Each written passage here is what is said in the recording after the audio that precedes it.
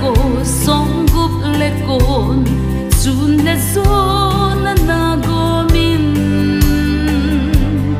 na fang po na lai gil ga git chan na sang hlum di edena na phu do kit chen na tu ni agui hlum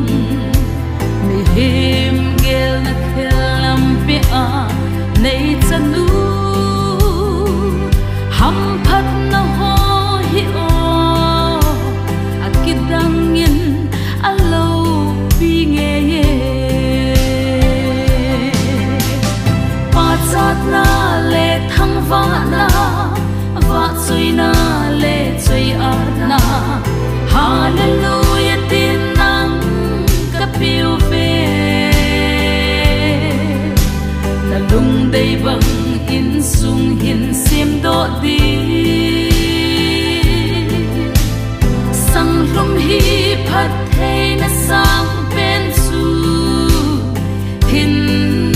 bo in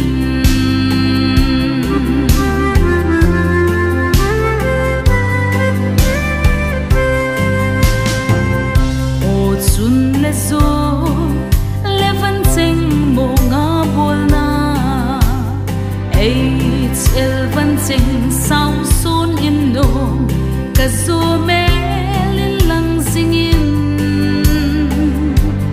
zo pa ni bang hlum no nga o chu nu ngai lut na pakai hat na song in ding pi bang ki khang kai ho din zo pa to ban mol so dia agim na ban mol so sa ta o asam ta loi sunu ngai lut na pa chat na le thang va na va chui na le chui a na hallelujah tin nang ka piu ve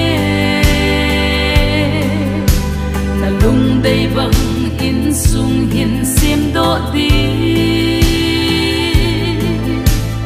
sang lum hi phat thei na sang pen su hin bo in